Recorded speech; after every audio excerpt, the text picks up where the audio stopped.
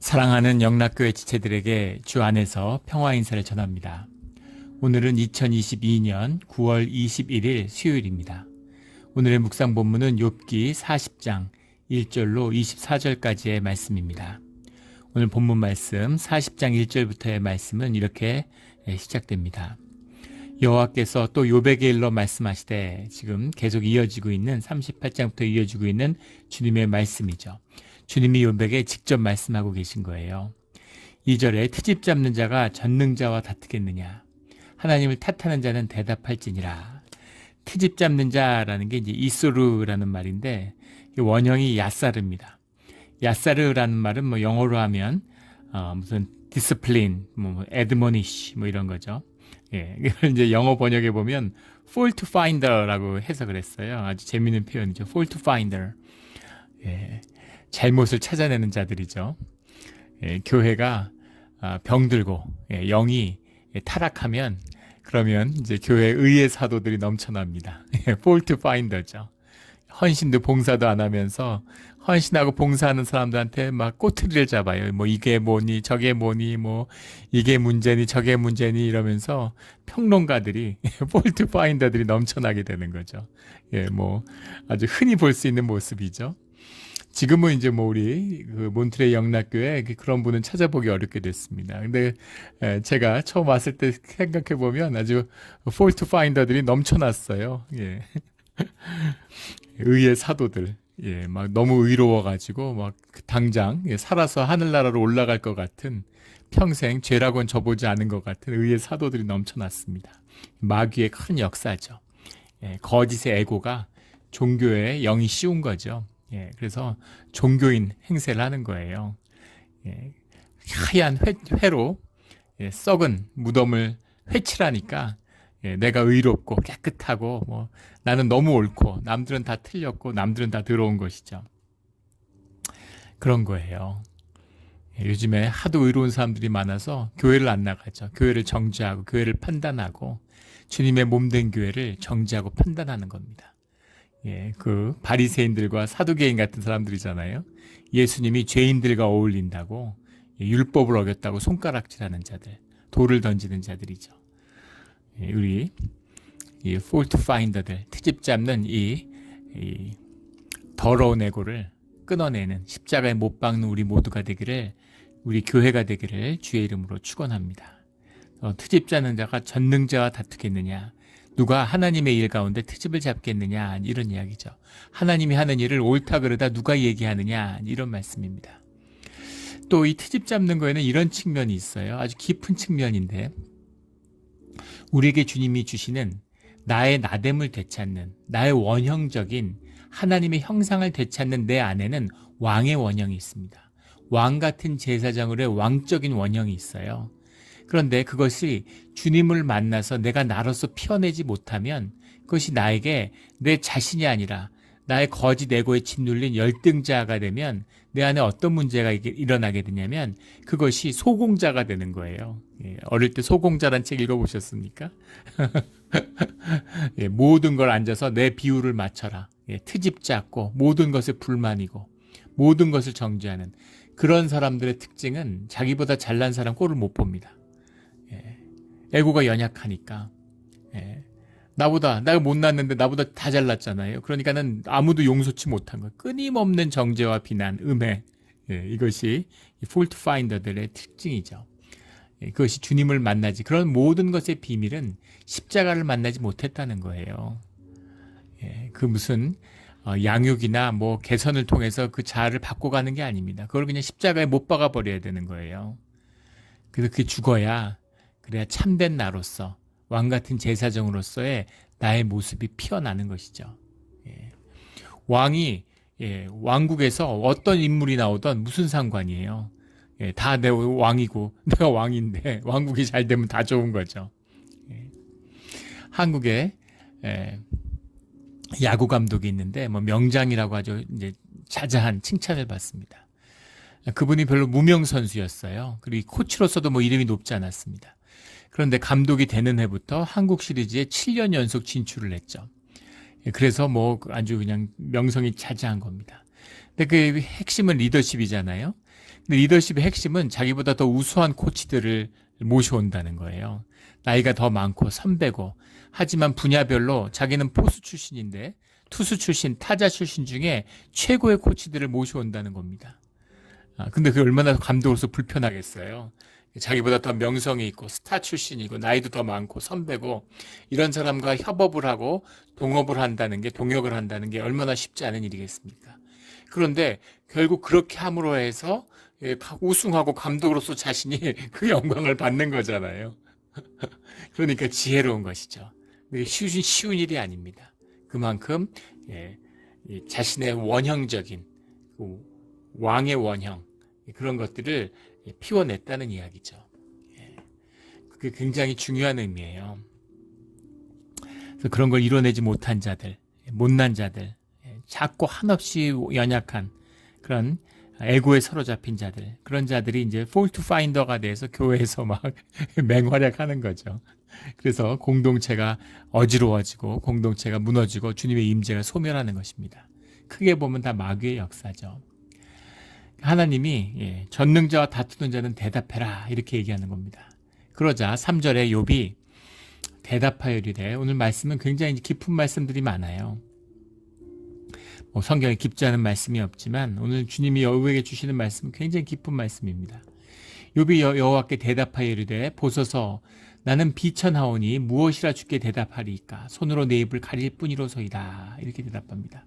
비천하오니, 비천하다라고 해석한 게 칼로티라는 말인데, 칼로티라는 말은 영어로 하면 슬라이드, 빌레 이렇게 해석을 합니다.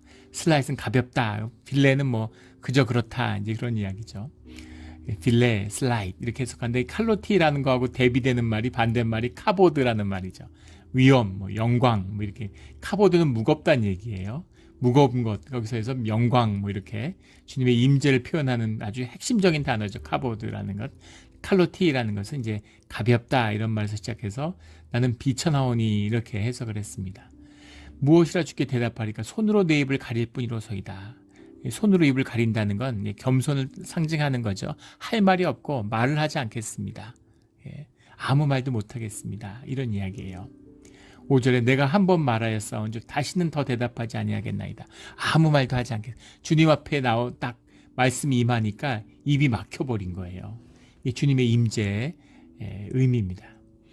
원래 욥이 그렇지 않았죠. 우리 13장이나 14장에 보면 아주 당당한 그 의지를 표현했습니다. 주님 앞에 서겠다. 주님 앞에서 내가 변론하겠다. 주님의 앞에 서면 내 의로움이 드러날 것이다. 당당했죠. 또 23절이나 31절에 보면 주님 앞에서 나의 담대함을 구하겠다고 이렇게 선언했습니다. 나의 담대함, 주님이 오시면, 주님의 임재가 있으면 그러면 내가 주님 앞에서 나의 담대함을 구하겠다 이렇게 이야기를 했는데, 주님이 실제로 와서 말씀하시니까, 그러니까 완전히 그냥 손으로 입을 가리고 다시는 말하지 않겠습니다.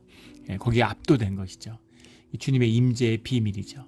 무엇도 이야기할 수 없는 압도적인, 이걸 뭐라고 말하겠습니까? 이걸 윤리적으로 얘기하겠어요? 이성적으로 이해가 되는 것이겠어요?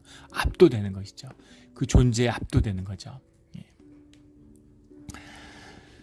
6절에 그때 여호와께서 폭풍우 가운데에서 욥에게 일러 말씀하시되, 주님이 폭풍우 가운데서 말씀하신다라는 말을 오해하면 안 되는데, 폭풍우 가운데서 말씀하신다는 말이 분노를 토하신다는 얘기가 아닙니다.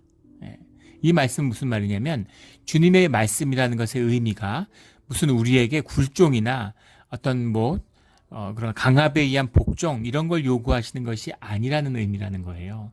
폭풍우라고 하는 말의 의미는 초월입니다. 폭풍우가 있는데 말소리가 들리겠어요? 말소리가 폭풍우같이 임한다는 의미가 무엇이겠습니까? 비유적인 것이죠. 주님의 절대적인 초월성, 그 말씀이 임하면 그 말씀에 눌려서 압도되는, 이번에 폭풍우들이 지금 무슨 매년 오는 것이지만 기후 이상 때문인지 정말 말세가 온 것인지 정말 세상이 이상하죠. 여기 몬트레이에도 이번 주 중에 한 이틀 동안 장대비가 내렸습니다. 이 몬트레이에 9월에 비가 온다는 건 한국에 여름에 눈이 오는 거나 마찬가지죠. 있을 수 없는 일입니다. 데스밸리에 여기 물 한 방울 없는 사막인데 가장 건조한 지역 아니에요, 미국에서? 근데 거기에 홍수가 나고 지금 한국도 그렇고 일본도 그렇고 뭐 역사상 없는 태풍 경보가 발생하고 역사상 없었던 태풍이 왔다. 뭐 난리입니다. 그 태풍을 보세요. 상상을 초월하죠. 우리 뭐 뉴스 같은 데 나오는 거 보면 막 지붕이 날아가고 건물이 무너지고 상상할 수 없는 폭풍우. 근데 그 폭풍우 같은 속에서 말씀하시는 주님, 폭풍의 말씀이라는 건 초월인 겁니다. 초월. 초월적인 주님 앞에 내가 섰다라고 하는 의미는 무슨 의미냐면은 자발적인 순종을 의미하는 거예요. 내가 그냥 주님 앞에 압도되어서 이거는 그냥 내 뭔가 존재의 근원에서 풀어지는 그런 순종과 압도되는 복종을 의미하는 겁니다. 그런 거죠. 그런 자발적인 순종. 엘리야한테 주님이 말씀하실 때는 폭풍과 지나가고 지진이 지나가고 그리고 조용히 세미한 음성으로 말씀하시잖아요. 깊은 인격적인 유대를 말씀하는 거죠. 조용히 주님의 말씀에 귀 기울이는 그런 걸 의미하는 거죠. 폭풍 가운데서 요백에 일러 말씀하시되 7절에 너는 대장부처럼 허리를 묶고 내가 내게 묻겠으니 내게 대답할지니라. 38장 3절에 나왔던 말씀이죠. 대장부처럼 허리를 묶고라는 건 의관을 갖추고 제사 앞에 쓰는 것처럼 준비된 자세로 주님의 말씀을 들을 자세로 또 주님의 공의의 심판대 앞에서 심판을 받는 그 자세로 그런 자세로 그 말씀과 주님의 말씀 앞에 대답하고 임해라 이런 의미입니다. 허리를 묶고라는 건 의관을 갖추고 준비를 해서 이런 의미죠. 내게 나와라 이런 말씀이에요. 8절에 내가 내 공의를 부인하려느냐 내 의를 세우려고 나를 악하다 하겠느냐. 공의를 부인하려느냐 공의라고 해석한 게 미슈파트라는 말인데 이것도 뭐 아주 핵심적인 어휘 수도 없이 나오는 아주 핵심적인 핵심 어휘입니다. 히브리어에 미슈파트 성경의 아주 핵심 어휘죠. 이걸 공의라고 해석했는데 미슈파트는 샤파트라는 말이 원형이죠. 이거는 이제 뭐 govern 다스린다 이런 뜻도 되고 저지 판단한다 재판장의 판결을 의미하는 주님이 판결하셨는데 그것을 네가 부인하려느냐 주님이 유죄라고 하는데 네가 무죄라고 얘기하느냐 이런 것이죠. 그걸 부인하겠느냐 내 의를 세우려고 나를 악하다 하겠느냐 내가 의롭다라고 얘기하면 주님이 악한 것이죠. 주님이 의를 핍박하고 선한 자를 짓밟는다 그러면 주님이 악인이고 주님이 악하고 주님이 불의한 것이잖아요. 네가 그렇다는 거냐 이런 이야기죠.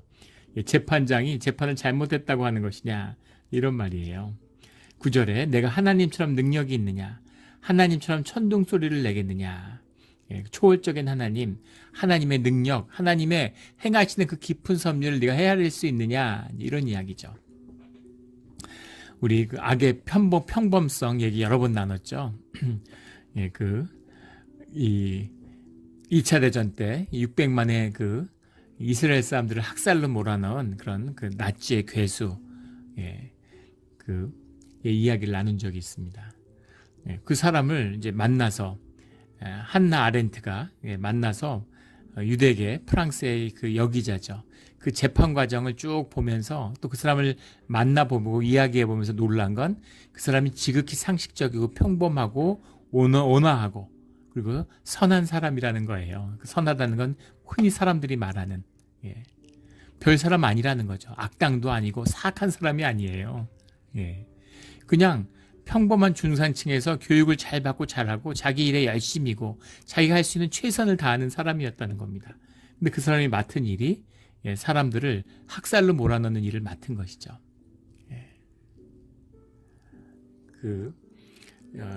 지금 이름이 정확히 기억이 안 나는데 미국의 유명한 물리학자죠. 맨하탄 계획에 깊이 관여했던 학자인데 핵 원자 실험이 성공한 다음에 이제 우리는 전부 다 F워드를 써서 우리는 전부 다 이제 나쁜 놈들이 됐다. 이제 이런 자주 섞인 이야기를 하기 유명한 이야기죠. 우리가 원래 이러려고 했던 게 아닌데 우리가 원자 물리학을 연구한 건 이런 꼴을 보자고 한 게 아닌데 왜 이렇게 됐을까 하는 탄식인 거죠. 그 사람들을 학살하는 그런 무시무시한 그런 괴물을 만들어내는데 쓰임을 받은 겁니다. 좋은 뜻으로 했다고 내가 선한 뜻으로 했다고 선하고 좋은 결과가 나오지 않아요. 내가 한 일이 좋은 일인지 나쁜 일인지 어떻게 합니까? 그래서 사람들이 내가 선한 뜻으로 했다, 내가 정말 최선을 다했다 이런 것이 주님 앞에서 선하다 의롭다 할 수 없다는 겁니다. 이순신 장군이 민족을 지켜낸 그런 영웅으로 취급받죠. 근데 절대적으로 선하고 옳은 일이었을까? 조선이라는 나라를 생각해 보세요. 조선이라는 나라를 사실은 임진왜란때 망했어야 될 나라입니다. 그때 망했어야 돼요. 근데 임진왜란이 사실은 있었기 때문에 망하지 않고 계속 지속됐다. 사회의 모든 선한 기능이 마비되고 사회가 이미 붕괴 상태에 들어갔어요. 그런데 전쟁이 있었기 때문에 지속될 수 있었다. 이렇게 이야기하는 것이죠. 조선이 망한 게 좋았을까요? 유지되는 게 좋았을까요? 그 비유가 좀 와닿지 않으면 그런 것이죠. 대한기의 일본은 외국에서 침범하는 미국과 영국의 범선들과 맞섰습니다. 가고시마와 시모노세키에서 영국군과 충돌했어요. 근데 거기서 조슈번과 사스마번이라는 그 지역번이 참패를 하죠. 깊이 깨달았어요. 아, 영국한테 안 되는구나. 차원이 다르구나 하는 걸 아는 거죠. 그래서 그 두 번이 영국과 프랑스와 손을 잡고서 막부를 무너뜨린 거예요. 그게 근대 일본의 시작입니다. 그런데 똑같이 쇄국을 하던 조선은 병인양요, 신미양요를 일으켜서 프랑스하고 미국한테 이겼어요. 그 바람에 나라가 망하고 외국의 식민지가 돼버렸죠. 이긴 게 좋은 겁니까? 진 게 좋은 겁니까? 무슨 말씀인지 와 닿으시죠? 뭐가 좋은 건지 뭐가 나쁜 건지 몰라요. 전쟁에 이겼다고 좋아했는데 그게 나라가 망하는 게 되기도 하고, 졌다고 슬퍼했는데 그게 나라가 흥하는 단초가 되기도 한다는 겁니다. 그래서 뭐가 좋은지 뭐가 나쁜지, 뭐가 의로운지 뭐가 악한 것인지를 판단하고 찾을 수 있는 유일한 근원은 주님밖에 없다는 겁니다. 이게 섭리의 주님, 주님의 능력이에요. 근데 내가 하나님처럼 능력이 있느냐, 네가 그런 능력이 있느냐, 네가 그런 능력이 없는데 의를 얘기하느냐, 이런 이야기죠. 네가 천둥 소리를 내겠느냐, 그런 세상에 숨어있는 그런 섭리를 움직이는 힘이 내게 있느냐, 이런 말씀이신 거죠. 10절에 너는 위엄과 존귀로 단장하며 영광과 영화를 입을지니라. 아주 역설적인 말씀이죠. 위엄이라는 말이 이제 가온이라는 말이고, 가온이라는 말은 이제 가라는 말이 원형인데, 가라는 말이 이제 우리가 아는 rise up, 뭐 exaltation 이렇게 해석되는 rise up, 일어나라, 이렇게 세운다, 높인다, 이런 말입니다. 위엄, 가온이라는 말 많이 나오는 말이죠. 존귀라는 건 이제 가바라는 말인데, 가바라는 건 디그니티를 말하는 거죠. 디그니티라는 거, 이걸 뭐라고 설명하겠습니까? 우리가 무슨 인간, 우리가 영물이기 때문에, 영이 있기 때문에 느끼고 알죠. 엘리자베스 2세가 뭐가 있어요? 아무것도 없는데 디그니티가 있죠. 사람들에게 존중과 존경을 받았어요. 엘리자베스 2세가 아니면 영연방이나 군주제가 진작에 무너졌을 거라고 얘기합니다. 영국의 근본적인 위기를 맞았을 거예요. 근데 쇠약하는 대영제국의 쇠락, 해체를 평화롭게 마무리할 수 있었던 그 힘이 여왕의 디그니티에 있었다. 이렇게 얘기하는 거죠. 뭔가 있는 거죠. 위험이 있는 거죠. 그런데 그 아들 찰스 3세가 60년 동안 왕세자라고 왕이 됐는데 디그니티가 없죠. 그래서 찰스 왕세자가 왕이 오래 가면 찰스 3세가, 또 재밌는 건 영국 역사를 보면 찰스란 이름을 가진 왕들이 세 번째인데 앞에 두 왕은 다 좋지 않았습니다. 그래서 그 징크스를 이제 벗어날 수 있을지, 다 용렬한 왕들이었어요. 어떤 왕이 될지 모르지만 근데 디그니티가 없지요. 사람들이 다 우습게 여겨요. 그런 거죠. 그 무언가, 우리가 영이 있기 때문에 그 종기를 센스하는 겁니다. 디그니티죠. 위엄과 종기로 단장하며, 단장이라는 것은 이제 아데라는 말인데, 이거는 스스로 꾸미는 겁니다. Adorn yourself. 스스로 꾸미는 것. 너 스스로 위엄과 종기를 입어라, 이런 말이에요. 영광과 영화를 입을지니라. 영광, 호드라는 말이죠. 굉장히 이제 히브리에서 중요한, 히브리 사상적으로도 굉장히 중요한 말이에요. 주님의 임재를 상징한 호드라는 거, 영광과 영화를 입을지니라, 이렇게 이야기하고 있습니다. 영화라고 하는 건 이제 하다르라는 말인데, 하다르라는 말은 이제 아름다움을 얘기하는 겁니다. 근데 그 아름다움을 입는다. 아름다움이라는 게 도대체 뭘까?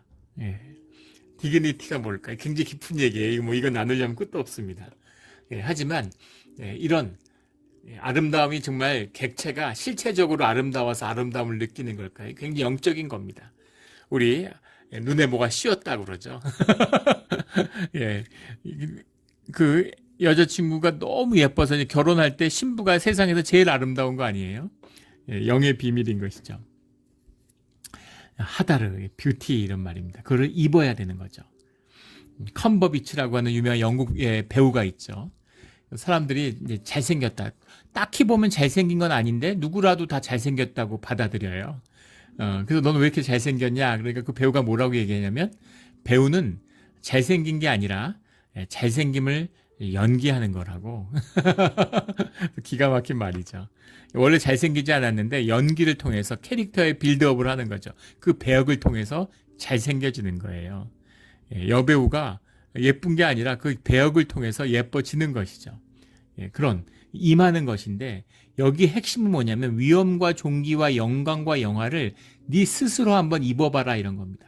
임하는 게 아니라 난 별 볼 일 없는데 임하는 거죠. 엘리자베스 찰스가 뭐가 있어요? 아무것도 없죠. 사실 그 인간이 뭐가 있겠습니까? 평범한 인간이죠. 그런데 그 영광이라는 걸 사람들이 만들어서 입히는 거잖아요. 그런데 주님은 뭘 입을 필요가 없어요.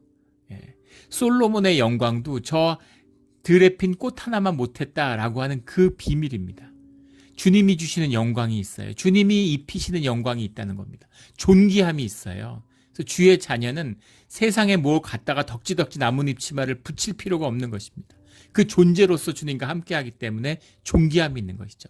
그러나 잊지 말아야 할 것은 그 존귀함이라는 것을 주님이 옷 입혀 주시는 거라는 거예요. 내가 아니에요. 내게 아니에요.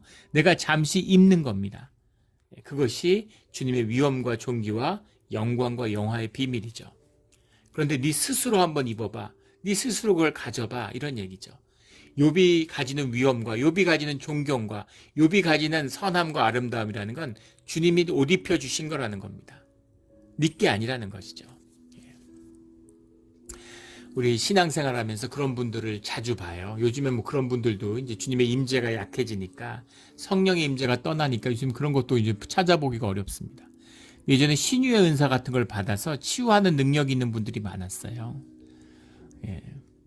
또 뭐 근데 그런 분들의 끝이 좋지 않습니다. 하나님의 능력이 잠깐 머무는 거예요. 함께하는 건데 그걸 자기 능력으로 자기가 홀드했다고 생각하는 거죠. 내 것처럼 여기고 자기 것처럼 쓰다가 영광을 도둑질하고 버림을 받는 그런 모습들을 많이 보게 됩니다. 예전에 제가 뉴욕에서 그 섬겼던 교회에 그 장로님이 계셨는데 그분이 이제 신앙촌 출신이에요.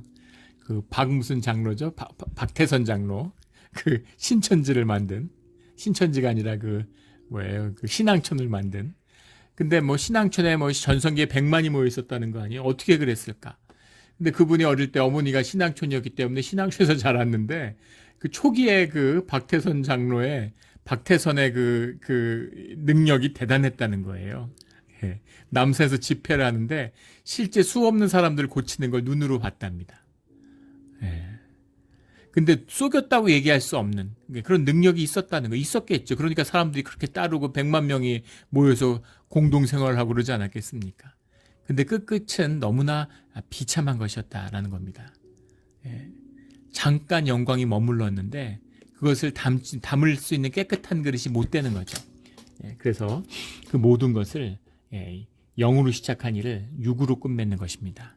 악하고 더러움으로 끝을 맺는 것이죠. 네 스스로 그것을 한번 단장하고 입어봐 이런 얘기입니다. 못한다는 얘기죠.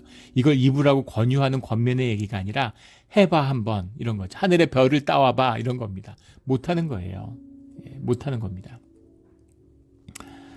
11절에 너의 넘치는 노를 비우고 교만한 자를 발견하여 모두 낮추되. 지금 계속 나오는 이야기가 욥 보고 이렇게 하라는 이야기가 아닙니다. 이렇게 해보라는 얘기죠. 이 모든 이야기의 결론이 14절에 나오는 그리하면 하는 말에 담겨 있습니다. 넘치는 노라는 것도 너의 넘치는 노, 지금 욥이 화났다는 얘기가 아니에요. 이 넘치는 노라는 말은 에브라 아페카라는 말인데 우리 앞에서도 또 예전에도 많이 나눴던 말씀이죠.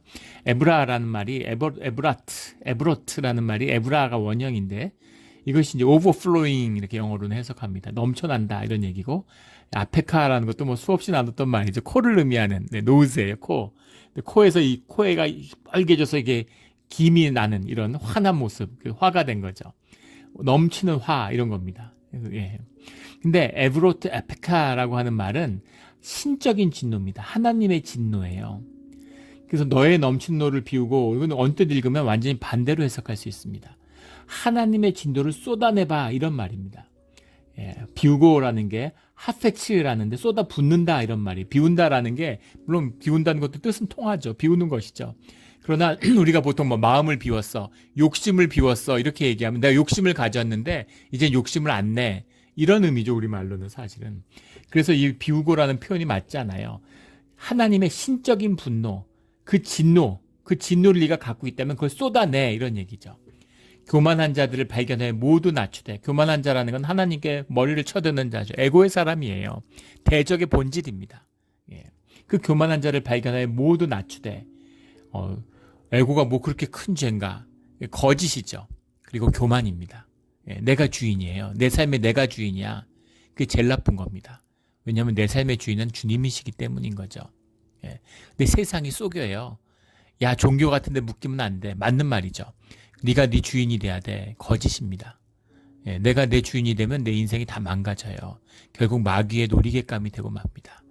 주님이 나의 주인이셔야지만이 내가 내 삶의 주인 노릇을 할 수 있는 것이죠. 그 비밀이죠. 신적인 분노를 네가 한번 쏟아서 교만한 자들을 한번 낮춰봐, 이런 말이죠. 이걸 어떻게 합니까? 네. 내 교만도 내가 뭐 어떻게 못하는데 내 에고를 내가 다스릴 수 있습니까? 내 교만을 내가 다스릴 수 있나요? 절대 못합니다. 예, 절대 못해요. 제가 주님을 영접하기 전에는 동양철학을 했는데, 겨울이 되면은 절에 가가지고 동안거라고, 원래는 이제 하한건데 한국에서는 이제 겨울이 동안거로 바뀌었죠. 그래서 겨울에 가서 동안거를 합니다. 그럼 하루에 2끼를 먹는데 아주 그 박식을 하고 하루에 16시간씩 면벽 수행을 해요. 그러면 얼마나 큰 기쁨을 만나고 정말 말로 할 수 없는 그런 회복이 있습니다. 회복의 비밀이 뭐겠어요? 에고가 축소되는 것이죠. 예. 내 모든 환경을 다 끊고 차단하니까 거기에 뿌리 내린 것이네, 거짓이. 내 에고가 쪼그라들어요. 그러면 삶이 회복되고 내 삶의 행복이 찾아옵니다. 그런데 문제는 뭐냐면 그걸 끝내고 나오면, 속세로 나오면 다시 에고가 확장되죠. 다시 상태가 나빠져요. 그걸 반복하는 겁니다. 깨달은 것은 에고를 다룰 수 없다는 거예요. 내 에고를 다룰 수 있는 유일한 길은 내 에고를 십자가를 만나서 거기에 못 박는 겁니다. 내가 못 받고 싶지 않은데 주님이 강제로 못 받고 이러지 않으세요? 끌어다가 못 받고 이러시는 분이 아니죠. 그런데 주님과 함께하는, 주님이 못을 박히셨잖아요. 내가 내 십자가를 들고 주님을 따르면 주님이 십자가로 우리를 인도하시는 거죠. 십자가에 못 박는 사건이 나는 겁니다.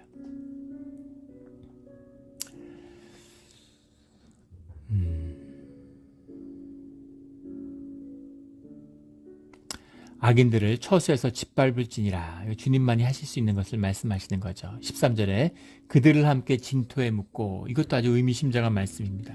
진토라는 게 아파르라는 말인데, 더스트를 말하는 거죠. 티끌을 얘기하는 거죠. 티끌에 묻는다라고 하는 말의 의미는 중의적인 것이죠. 이들이 심판받고 음부의 심판이 기다리고 있다라는 뜻과 함께 그들의 영광과 그들이 세상에서 쌓는 그런 거짓들이 사실은 다 아무것도 아니다, 티끌로 돌아간다, 이런 뜻이 들어있는 겁니다. 그렇죠. 스탈린이 위대한 인민의 아버지로 얼마나 추앙을 받았어요. 스탈린의 영광이 어디 있습니까? 그냥 아주 사악하고 나쁜, 사람들에게 손가락질 받는, 그런 사람들이 침을 뱉는 그런 소련의 아주 악한 독재자로밖에 남지 않죠. 히틀러, 히틀러가 어마어마했죠. 사람들이 전부 다 하일 히틀러를 외쳤죠. 히틀러 만세를 독일 사람들이 외쳤어요. 독일이 무슨 아프리카에 있는 야만 국가가 아니잖아요. 독일이 지성과 이성의 나라입니다. 그런 데서 사람들을 완전히 홀렸어요. 이게 그 영적 힘이 히틀러에게서 나왔겠습니까? 근데 히틀러의 영광이 어디 갔어요? 다 진토에 묻혀버리고 사라져버린 것이죠. 시체에다 해코지 할까봐 시체를 불태웠다고 하는데 그 시체가 남은 게 없어가지고 지금도 뭐 논란이 많지 않습니까? 그런 것이죠. 그들의 얼굴을 싸서 은밀한 곳에 둘지니라. 이 싼다라고 하는 말이 하보스라는 말인데 묶는다는 얘기예요. 그래서 얼굴이라고 하는 것은 우리의 페이스를 문자적으로 의미하는 것이지만은 그것은 그들의 명예, 그들의 어떤 무슨 위엄, 그들의 성취, 뭐 이런 것이죠. 그런 것들을 꽁꽁 묶어가지고 은밀한 곳에다 둘지니라. 은밀한 곳에 게 타무라는 말인데 이것이 이제 완전한 어둠, 다크니스죠. 그런 곳에 음부보다 더 깊은 곳, 그런 곳에다 그 모든 걸 꼭꼭 묶어가지고 던져버릴 수 있는 둘진이라 하는 게 던진다라고 하는 심판인데 뒤에 나오는 짓밟을진이라는 말도 이제 같은 말입니다. 하도크라는 말인데 하도크라는 게 뭐 영어로 하면 트레드 다운, 뭐 throw down 이런 거예요. 짓밟는다는 뜻도 되고 뱀과 정갈의 머리를 짓밟는다. 하도크라는 짓밟는다라는 게 던져버린다 이런 음부에 던져버린다. 던져버려라 이런 말이죠. 이게 무슨 말이에요? 악인의 심판을 주님만이 하실 수 있는 겁니다. 네가 그렇게 의롭고 선악을 분별하면 네가 한번 악을 진멸해봐. 네가 악을 심판해봐. 이런 얘기죠. 네가 그렇게 의롭다면 네가 의의 심판대에 서서 의인들을 징계해봐. 이런 이야기입니다. 징계를 할 수 있습니까?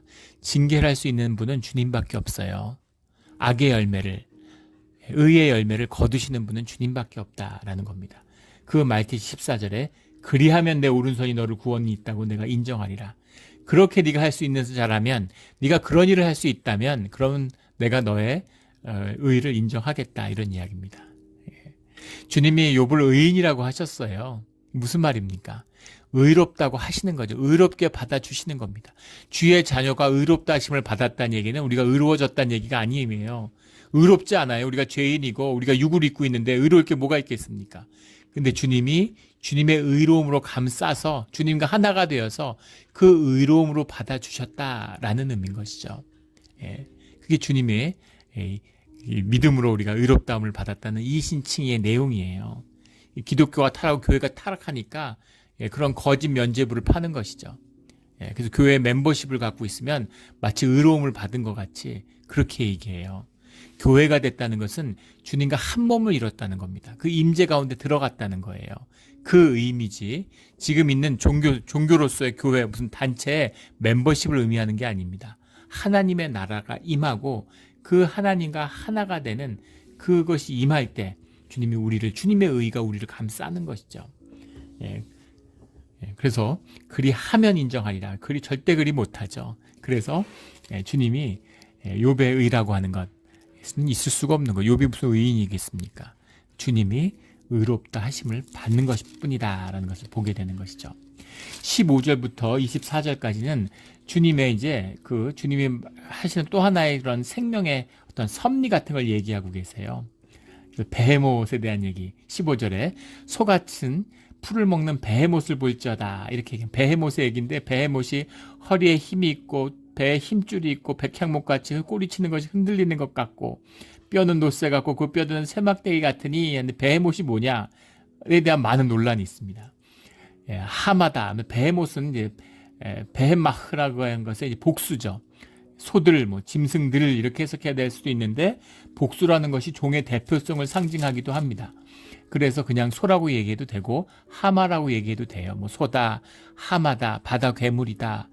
근데 근데 맥락을 보면 단순히 소 같진 않아요. 물쏠 수도 있겠지만 어떤 바다에 사는 괴물같이 보입니다. 이집트 신화에 나오는 숫소다 이렇게도 얘기하고 또 길가메시라고 하는 인류의 가장 고된 서사시죠. 거기 보면